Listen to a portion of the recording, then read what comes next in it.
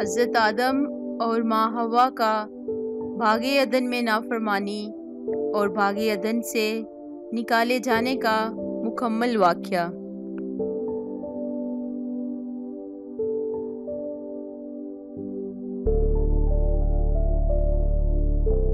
اور سام کل دشتی جانوروں سے جن کو خداوند خدا نے بنایا تھا چلاک تھا، اور اس نے عورت سے کہا، کیا واقعی خدا نے کہا ہے کہ باغ کے درخت کا پھل تم نہ کھانا؟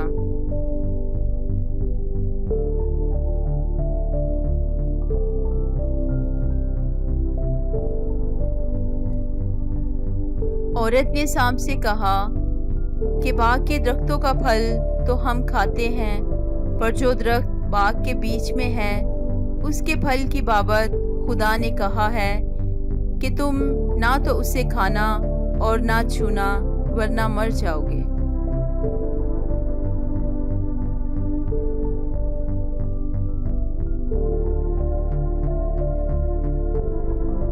تب سانپ نے عورت سے کہا کہ تم ہرگز نہ مرو گے، بلکہ خدا جانتا ہے کہ جس دن تم اسے کھاؤ گے تمہاری آنکھیں کھل جائیں گی اور تم خدا کی مانند نیک و بد کے جاننے والے بن جاؤ گے۔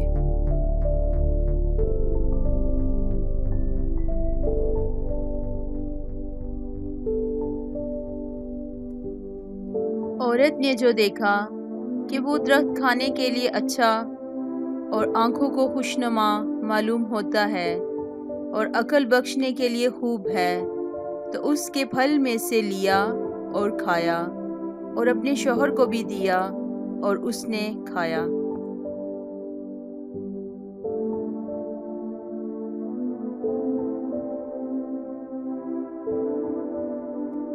تب دونوں کی آنکھیں کھل گئی اور ان کو معلوم ہوا کہ وہ ننگے ہیں، اور انہوں نے انجیر کے پتوں کو سی کر اپنے لیے لنگیاں بنائیں۔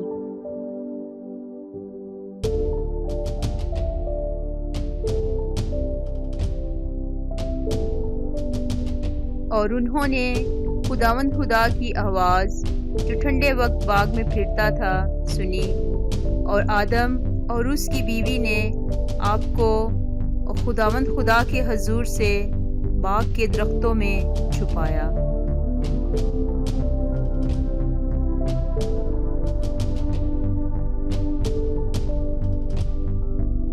تب خداوند خدا نے آدم کو پکارا اور اس سے کہا کہ تو کہاں ہے؟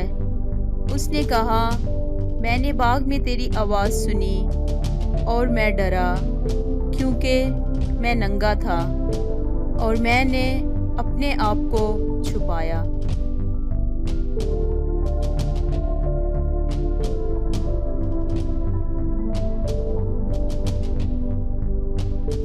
اس نے کہا، تجھے کس نے بتایا کہ تو ننگا ہے؟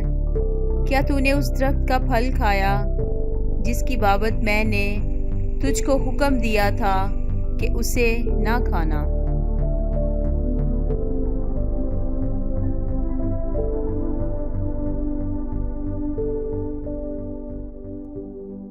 آدم نے کہا کہ جس عورت کو تو نے میرے ساتھ کیا ہے اس نے مجھے اس درخت کا پھل دیا اور میں نے کھایا۔ تب خداوند خدا نے عورت سے کہا کہ تو نے یہ کیا کیا؟ عورت نے کہا کہ سانپ نے مجھ کو بہکایا تو میں نے کھایا۔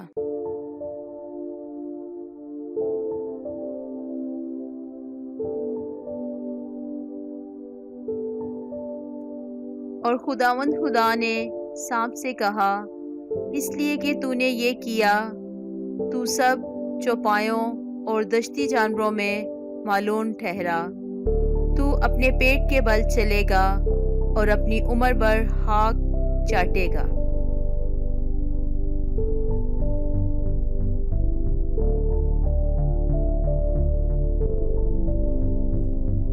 اور میں تیرے اور عورت کے درمیان اور تیری نسل اور عورت کی نسل کے درمیان عداوت ڈالوں گا، وہ تیرے سر کو کچلے گا اور تو اس کی ایڑی پر کاٹے گا۔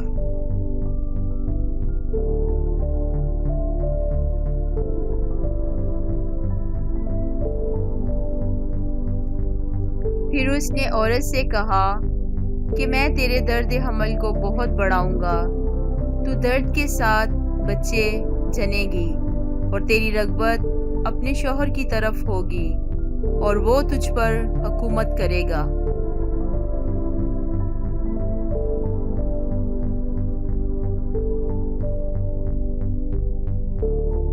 اور آدم سے اس نے کہا، چونکہ تو نے اپنی بیوی کی بات مانی اور اس درخت کا پھل کھایا جس کی بابت میں نے تجھے حکم دیا تھا کہ اسے نہ کھانا، اس لیے زمین تیرے سبب سے لعنتی ہوئی، مشقت کے ساتھ تو اپنی عمر بھر اس کی پیداوار کھائے گا۔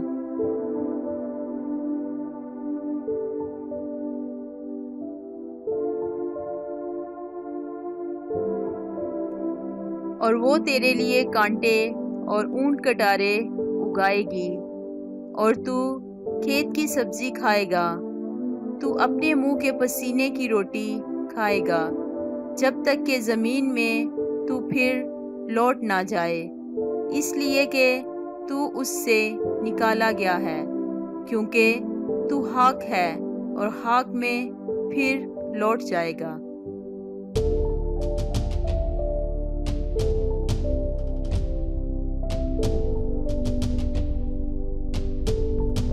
اور آدم نے اپنی بیوی کا نام حوا رکھا، اس لیے کہ وہ سب زندوں کی ماں ہے۔ اور خداوند خدا نے آدم اور اس کی بیوی کے واسطے چمڑے کے کرتے بنا کر ان کو پہنائے۔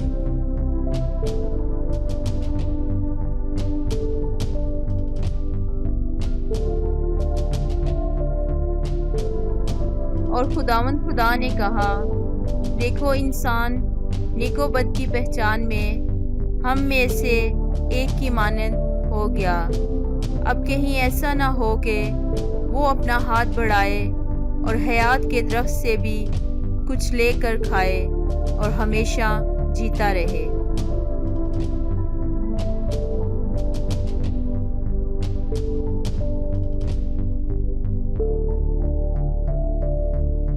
اس لیے خداوند خدا نے اس کو باغ عدن سے باہر کر دیا تاکہ وہ اس زمین کی جس میں سے وہ لیا گیا تھا کھیتی کرے۔